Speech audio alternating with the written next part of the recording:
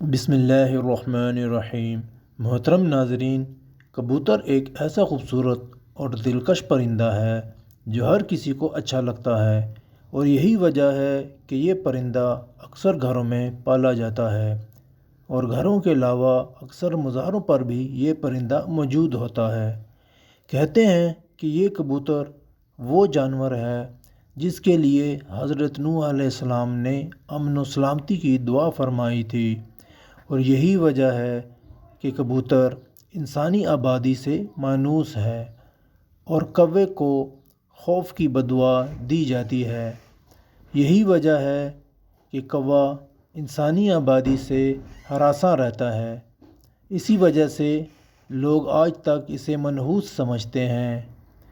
آج ہم آپ کو یہ بتانے والے ہیں کہ گھر میں کبوتر پالنا کیسا ہے، اور یہ کہ کبوتر بددعا کب دیتا ہے۔ کبوتر پالنے کے بارے میں بات کرنے سے پہلے آپ کے لیے کبوتر کی ایک پرانی کہانی پیش کرتے ہیں۔ تفاسیر میں ہے کہ حضرت نوح علیہ السلام نے جب کشتی کو جودی پہاڑی پر ٹھہرایا تو آپ علیہ السلام نے کشتی کا وہ حصہ کھولا جہاں پرندے رہتے تھے، تو آپ علیہ السلام نے کوے سے فرمایا، زمین کو دیکھ کہ اس پر کتنا پانی ہے یا کتنا شہر غرق ہو چکا ہے۔ کوے کو ایک مردار جانور ملا، وہ اسی کو کھانے میں مست ہو گیا اور واپس نہ آیا۔ چنانچہ حضرت نوح علیہ السلام کو خشک اور سخت زمین کی ضرورت تھی، اسی لیے اس کے دیر کرنے پر کبوتر کو بھیج دیا۔ کبوتر کو بھی زمین کا کوئی خطہ خشک نظر نہ آیا، اسی لیے زیتون کا پتا لے کر حاضر ہو گیا۔ اس سے حضرت نوح علیہ السلام نے اندازہ لگایا کہ پانی کم ہے، جس سے درخت ظاہر ہو گئے ہیں لیکن زیر آب ہے۔ چند دن ٹھہر کر پھر اسی کبوتر کو بھیجا تو زمین کی کیچڑ میں اس کے پاؤں پھر گئے۔ واپس آیا تو حضرت نوح علیہ السلام نے اسے دیکھ کر اندازہ لگایا کہ اب پانی زمین میں جذب ہو گیا ہے لیکن زمین خشک نہیں ہوئی ہے۔ حضرت نوح علیہ السلام کبوتر کی اس کارروائی پر بہت خوش ہوئے اور اس کے گلے میں سبز توق پہنایا۔ آج وہی توق کبوتر کی اس خوشخبری کی خبر دیتا ہے، اور ساتھ ہی حضرت نوح علیہ السلام نے کبوتر کے لیے امن و سلامتی کی دعا فرمائی۔ یہی وجہ ہے کہ کبوتر انسانی آبادی سے مانوس ہے اور کوے کو خوف کی بددعا دی۔ یہی وجہ ہے کہ کوا انسانی آبادی سے ہراساں رہتا ہے، اسی وجہ سے لوگ آج تک اسے منحوس سمجھتے ہیں۔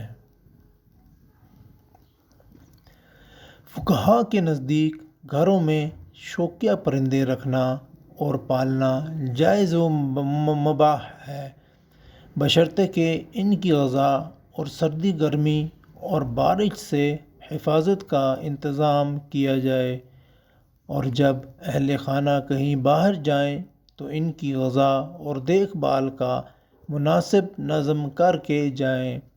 سیدنا انس رضی اللہ تعالیٰ عنہ کے چھوٹے بھائی نے ایک پرندہ پال رکھا تھا۔ جب رسول اللہ صلی اللہ علیہ وآلہ وسلم ان کے ہاں تشریف لاتے تو اس سے کہتے، اے ابو عمیر، پرندے نے کیا کیا؟ یہ حدیث اس بات کی دلیل ہے کہ آپ صلی اللہ علیہ وسلم نے پرندے رکھنے سے منع نہیں فرمایا، اور گھر میں پرندہ پالنا منع ہوتا تو آپ صلی اللہ علیہ وسلم ضرور انس رضی اللہ تعالیٰ عنہ کے بھائی کو اس بات سے منع فرماتے۔ اس لیے کبوتر کو گھر میں پالنا جائز ہے۔ یاد رہے، کبوتر کو ستانے کے بارے میں ممانعت ہے، جیسا کہ ابو داؤد میں حضرت عبداللہ بن مسعود رضی اللہ تعالیٰ عنہ سے روایت ہے۔ کردہ ایک حدیث میں کبوتر کا ذکر ہے جس میں کبوتر رسول اللہ صلی اللہ علیہ وآلہ وسلم کے سر مبارک کے اوپر منڈلا رہا تھا اور اپنے زبان میں شکایت کر رہا تھا کہ کیسی نت اس کے گھونسلے سے انڈے اٹھا لیے۔ رسول اللہ صلی اللہ علیہ وآلہ وسلم نے صحابہ میں اعلان کیا اور ایک صحابی نے انڈے اٹھانا قبول کیا تو انہیں حکم دیا گیا کہ وہ گھونسلے میں انڈے واپس رکھ دیں۔ تو اس روایت سے معلوم ہوا کہ پرندوں کو ستانا ناجائز ہے اور پرندوں کو ستانے سے اسی لیے روکا گیا ہے کہ پرندوں کی بد دعا لگنے کا احتمال ہے، اور چونکہ کبوتر بھی ان پرندوں میں شامل ہے جو کہ انبیاء کا پسندیدہ رہا ہے، اسی لیے اگر کبوتر کو ستایا جائے گا تو کبوتر بھی بد دعا دے سکتا ہے، لہٰذا کبوتر کو ستانے سے اجتناب کرنا چاہیے۔ آئیے کبوتر کے حوالے سے آپ کو بتاتے ہیں کہ اسلامی تعلیمات اس کے بارے میں کیا کہتی ہیں۔ حدیث میں ہے کہ گھریلو کبوتر خدا کو بہت یاد کرتے ہیں، اہل بیت کو دوست رکھتے ہیں اور صاحب خانہ کو دعا دیتے ہیں کہ اللہ تمہیں برکت دے۔ کسی شخص نے رسول اللہ صلی اللہ علیہ وآلہ وسلم نے تنہائی کی شکایت کی تو رسول اللہ صلی اللہ علیہ وآلہ وسلم نے فرمایا کہ ایک جوڑا کبوتر کا پال لے۔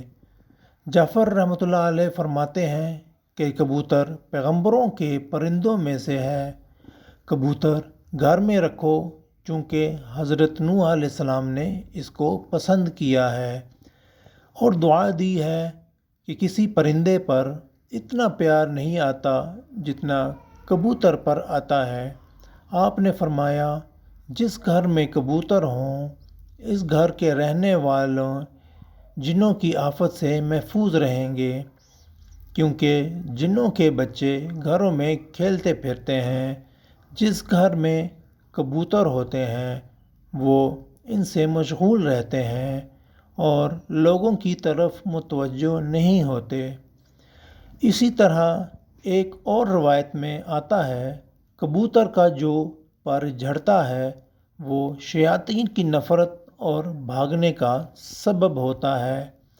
ان روایات سے یہ بات معلوم ہوئی کہ کبوتر کا گھر میں پالنا موجب برکت ہے، اور جیسا کہ آپ صلی اللہ علیہ وآلہ وسلم نے صحابی کو گھر میں کبوتر پالنے کا بولا ہے تو اس سے یہ بات معلوم ہوتی ہے کہ کبوتر پالنے میں خیر ہے۔ یاد رہے کہ بعض لوگ شوق سے کبوتر پالتے ہیں، ان کا شوق کبوتر پالنے کی حد تک ہوتا ہے، یہاں تو بات درست ہے، لیکن بعض لوگ کبوتر بازی کی نیت سے کبوتر پالتے ہیں، اور چونکہ کبوتر بازی میں وقت اور پیسے کا ضیاع ہے۔ یاد رہے کہ کبوتر پالنا ایک مہنگا اور محنت طلب شوق ہے۔ کبوتر بازی کے مقابلے اگر سخت گرمی میں ہوتے ہیں مگر ان کی تیاری سارا سال جاری رہتی ہے۔ شوقین افراد ایک ایک کبوتر پر لاکھوں روپے خرچ کرتے ہیں۔ اعلیٰ نسل کے ان کبوتروں کو خاص طریقے سے تربیت دی جاتی ہے اور یہ مقابلے صوبائی اور قومی سطح پر ہوتے ہیں۔ شوقین افراد آبادی میں جگہ جگہ پنجرے لگا کر اپنے وقت کا کافی حصہ ان پالتو پرندوں پر صرف کرتے ہیں۔